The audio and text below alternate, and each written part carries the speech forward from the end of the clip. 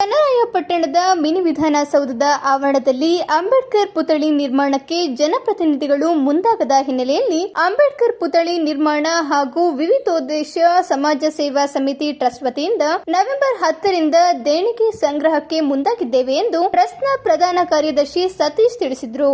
ನಗರದಲ್ಲಿ ಇಂದು ಸುದ್ದಿಗಾರರೊಂದಿಗೆ ಮಾತನಾಡಿದ ಅವರು, ಜಿಲ್ಲೆಯ ಎಲ್ಲಾ ತಾಲೂಕುಗಳಲ್ಲಿ ಅಂಬೇಡ್ಕರ್ ಪ್ರತಿಮೆ ನಿರ್ಮಾಣವಾಗಿದೆ.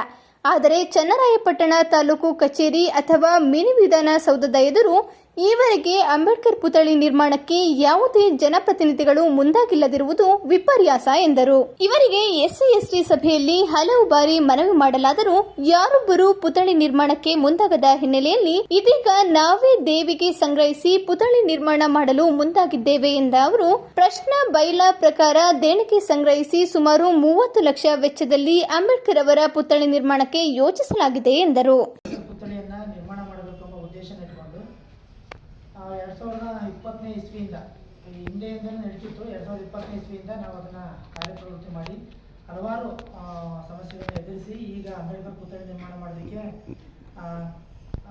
ಅಂಬೇಡ್ಕರ್ ಪುತ್ಥಳಿ ನಿರ್ಮಾಣದ ರಿಜಿಸ್ಟ್ರೇಷನ್ ಮಾಡಿದ್ದೀವಿ, ನೋಂದಣಿ ಮಾಡಿದ್ದೀವಿ, ಬ್ಯಾಂಕ್ ಖಾತೆಯನ್ನು ಮಾಡಿಸ್ಕೊಂಡಿದ್ದೀವಿ.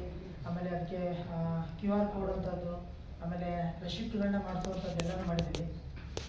ಇದನ್ನು ನಾವು ಹಳ್ಳಿ ಕಡೆಗೆ ಹೋಗಿ ಅಂಬೇಡ್ಕರ್ ಪುತ್ಥಳಿ ನಿರ್ಮಾಣದ ವಿಚಾರದಲ್ಲಿ ದೇಣಿಗೆಯನ್ನು ಸಂಗ್ರಹಣ ಮಾಡಬೇಕು ಅನ್ನೋ ಒಂದು ಉದ್ದೇಶದಿಂದ ನಾವೆಲ್ಲರೂ ಸಂಘಟನಾತ್ಮಕವಾಗಿ ಎಲ್ಲರೂ ಮುಂದೆ ಸೇರಿಕೊಂಡು ಅಂಬೇಡ್ಕರ್ ಪುತ್ಥಳಿಯನ್ನು ಹಳ್ಳಿ ಕಡೆ ನಮ್ಮ ನಡೆ ಹಳ್ಳಿ ಕಡೆ ಎಂಬ ಒಂದು ಕಾನ್ಸೆಪ್ಟ್ ಇಟ್ಕೊಂಡು ಹೋಗ್ತಾ ಇದ್ದೀವಿ.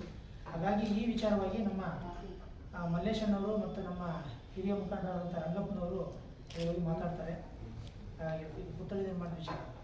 ಸುದ್ದಿಗೋಷ್ಠಿಯಲ್ಲಿ ಟ್ರಸ್ಟ್ನ ಗೌರವಾಧ್ಯಕ್ಷ ರಂಗಪ್ಪ, ಪ್ರಚಾರ ಸಮಿತಿ ಅಧ್ಯಕ್ಷ ಮಧುಸೂದನ್, ದಲಿತ ಸಂಘರ್ಷ ಸಮಿತಿ ಮುಖಂಡ ಅಂಬುಜಾ ಮಲ್ಲೇಶ್, ರವಿ, ಯಾಸೀನ್, ಮಲ್ಲೇಶ್ ಇತರರು ಹಾಜರಿದ್ದರು.